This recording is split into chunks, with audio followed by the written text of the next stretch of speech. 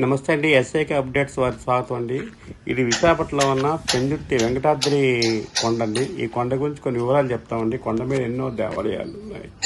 ఆ దేవాలయం గురించి వాటి గురించి వివరిస్తామండి. ముందుగా పెందుర్తి రైతు బజార్కి ఎదురుకుండా 500 మీటర్ల దూరంలో ఈ కొండ ఉన్నదండి. ఈ కొండ స్టార్టింగ్లోనే యజ్ఞవల్క సూర్య దేవాలయం అని, యజ్ఞవల్క సూర్యపీఠం అని ఒకటి ఉంటుందండి. అంటే సూర్య దేవాలయం. ఇది కూడా చూడటానికి చాలా బాగుంటుందండి. ఇది దాటి వెళ్తూ ఉండగానే మారుతి ధ్యాన మందిరం వస్తుందండి. ఆ తర్వాత శ్రీ మహాకామేశ్వరి సమేత ద్వాదశ జ్యోతిర్లింగాలు ఉన్నాయండి. ఈ గుడిలో ఒక కళ్యాణ మంటపం కూడా ఉన్నదండి.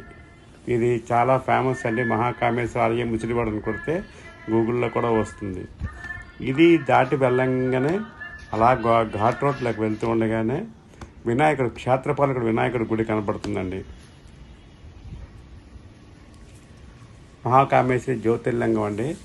మహాకామేశ్వరి సమేత ద్వాదశ జ్యోతిర్లింగాలు. ఇది వినాయకుడి గుడి అండి. ఈ వినాయకుడి గుడి అనుకునే శ్రీ వల్లి దేవసేన సుబ్రహ్మణ్యేశ్వర స్వామి క్షేత్రం ఉన్నదండి. ఈ రెండు అలా దాటుకుని వెళ్తుంటే గరుత్ మందిర్ కనపడుతుంది. గరుత్ మందిర్ పక్క నుంచి మెట్ల దారి ఉంటుందండి. కొండ మీదకి దారి కూడా ఉంటుంది. ఇది సౌత్ ఇండియాలోనే తిరుపతి తర్వాత చాలా ఎత్తైన కొండ అనేసి దీనికి ఒక పేరు కూడా ఉందండి.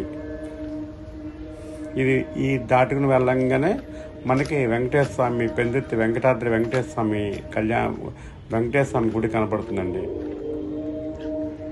ఈ ఈ ఈ క్షేత్రం కూడా గిరి ప్రదర్శన జరుగుతూ ఉంటాయండి. తిరుపతిలో లాగే ఇక్కడ అన్నీ కూడా పద్ధతి ప్రకారం ప్రతిదీ జరుగుతుందండి.